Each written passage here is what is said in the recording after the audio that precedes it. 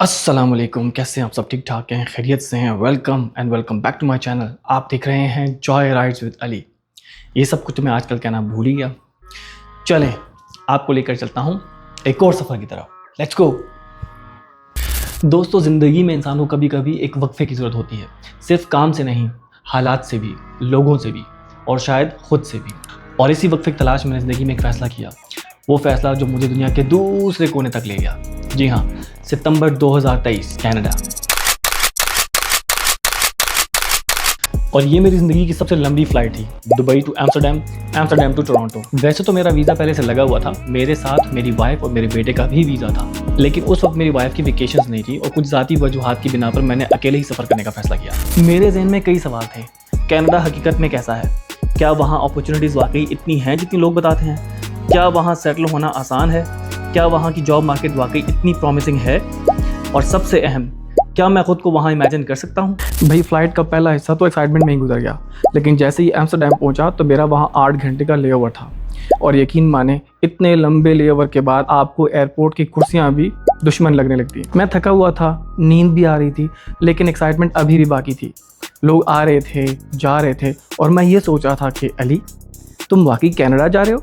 आखिरकार अगली फ़्लाइट का वक्त आ ही गया और कई घंटों के सफ़र के बाद मैं टोरंटो पहुंच गया। एयरपोर्ट से निकला तो पहली हवा ही मुख्तलिफ थी, ठंडी, ताज़ा और अजीब सी पुरसकून। मेरे फैमिली फ्रेंड के एक भाई मुझे पिक करने के लिए आए और मुझे मिसिसागा में मेरे एयरबीएनबी पर उन्होंने मुझे ड्रॉप कर दिया। सारे रास्ते मैं एक ही चीज़ नोट कर रहा था, ग्रीनरी, कुशादगी, सफाई और मज़े की बात, उस वक्त सर्दी का मौसम स्टार्ट होने वाला था। फॉल सीज़न था, जिस सीज़न में पत्ते गिरते हैं और आपको रंग बिरंग दरख्त सड़कों पर नजर आते हैं। पहला इंप्रेशन बहुत ज़बरदस्त था। वहाँ जाकर मैंने लोकल लाइफ को करीब से देखना शुरू किया। मैं हैमिल्टन भी गया, मार्केट एक्सप्लोर की, लोगों से भी मिला और साथ साथ अपनी स्टडीज़ भी जारी रखी। मैंने एग्जाम्स भी अपने दोस्त के घर से अटेम्प्ट किए। एक तरफ सफ़र भी चल रहा था और दूसरी तरफ ज़िंदगी की प्रैक्टिकल रिस्पॉन्सिबिलिटीज़ भी। और इसके बाद मैं विनिपेग गया, एक रेफरेंस फ्रेंड के साथ रहा, यूनिवर्सिटीज़ और कॉलेजेस गया, लोगों से बात की, पाथवेज समझे और हकीकत को बहुत करीब से देखा। और शायद ये वही लम्हा था जहाँ मेरे जहन की बहुत सारी गलतफहमियाँ दूर हो गई। दुबई में अगर आप विजिट वीज़ा पर आते थे और अगर आप एक्सपीरियंस थे तो जॉब मिल जाया करती थी और चीज़ें आगे बढ़ती रहती थी, लेकिन कनाडा का सिस्टम इससे बिल्कुल मुख्तलिफ था। पाथवेज, वर्क परमिट्स, इमिग्रेशन,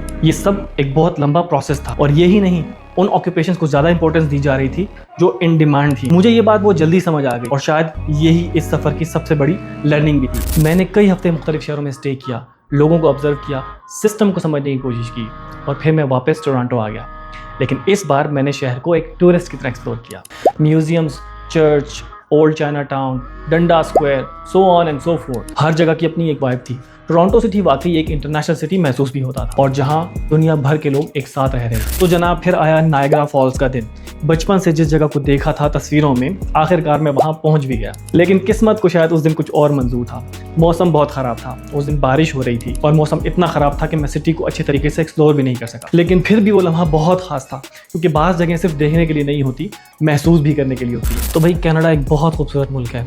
कुदरत, निज़ाम, सुकून, लोगों का सिस्टम, ट्रांसपोर्टेशन, बस सिस्टम, सब कुछ बहुत इंप्रेसिव था। लेकिन एक चीज़ ने मुझे बहुत शॉक किया। मैंने वहाँ बहुत से जॉबलेस और होमलेस लोग भी देखे और कुछ ऐसी चीज़ें जैसे कुछ खास स्मोकिंग कंटेंट का लीगलाइजेशन, मेरे लिए बड़ी अजीब सी बात। और फिर मुझे एहसास हुआ कि हर जगह की अपनी अपनी कुछ चैलेंजेस होते हैं।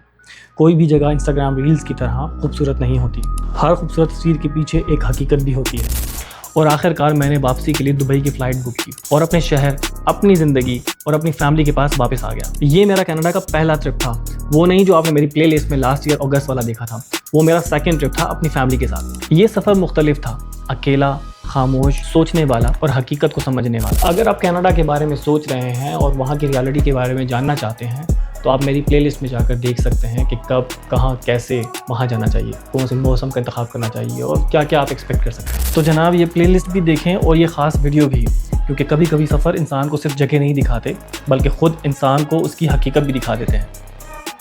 ठीक है, हो गया, जाएँ, ख़त्म।